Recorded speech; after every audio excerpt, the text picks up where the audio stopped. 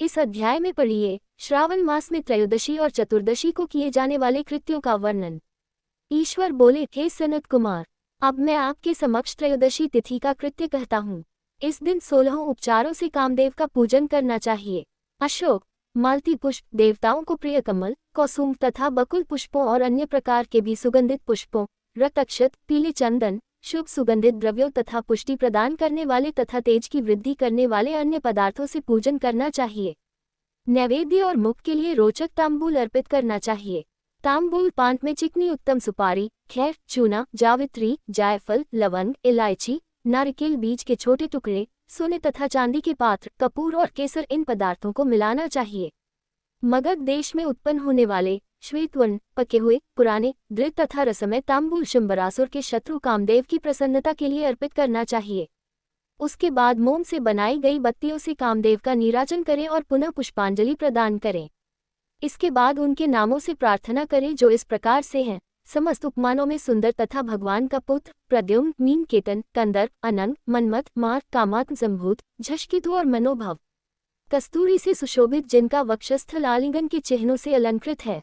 हे पुष्पधन्वन, हे शंबरासुर के शत्रु, हे कुसुमेश, हे रतिपति, हे मकरध्वज, हे पंचेश, हे मदन, हे समर, हे सुंदर, देवताओं की सिद्धि के लिए आप शिव के द्वारा दग्ध हो गए, उसी कार्य से आप परोपकार की मर्यादा कहे जाते हैं।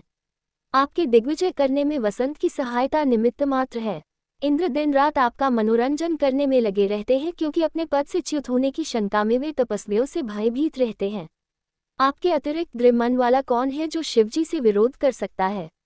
परब्रह्मानंद के समान आनंद देने वाला आपके अतिरिक्त दूसरा कौन है, तथा महामोह की सेनाओं में आपके समान तेजस्वी कौन है?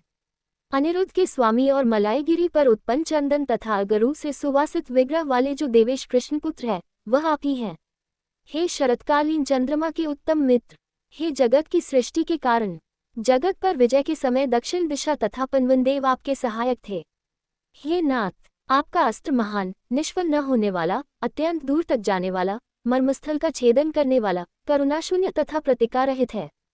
सुना गया है कि वह अत्यंत कोमल होते हुए भी महान क्षोभ करने वाला और अपने तुल्य पदार्थ को भी दर्शन मात्र से ही क्षोभित करने वाला है। जगत पर विजय करने में सहायक होने से प्रवृत्ति ही आपका मुख्य अलंकार है।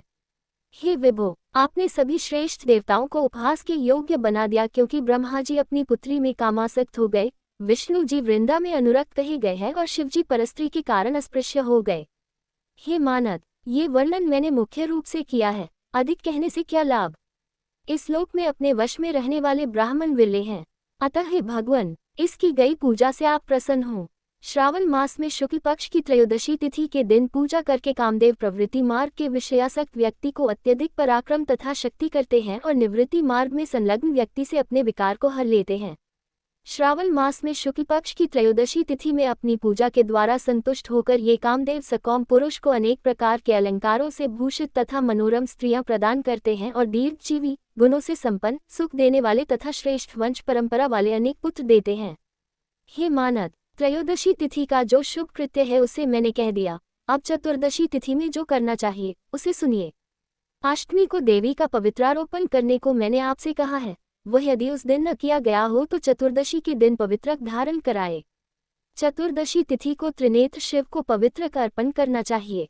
इसमें पवित्रक धारण कराने की विधि देवी तथा विष्णु जी की पवित्रक विधि के समान ही है, केवल प्रार्थना तथा नाम आदि में अंतर कर लेना चाहिए।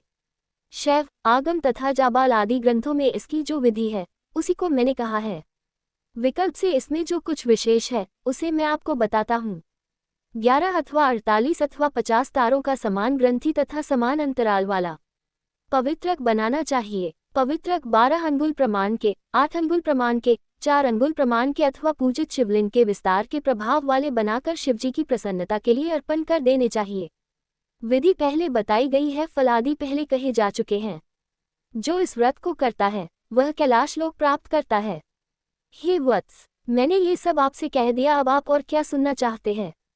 इस प्रकार श्री स्कंद पुराण के अंतर्गत ईश्वर सनत कुमार संवाद में श्रावण मास महात्म्य में त्रयोदशी चतुर्दशी कर्तव्य कथन नामक 20वां अध्याय पूर्ण हुआ।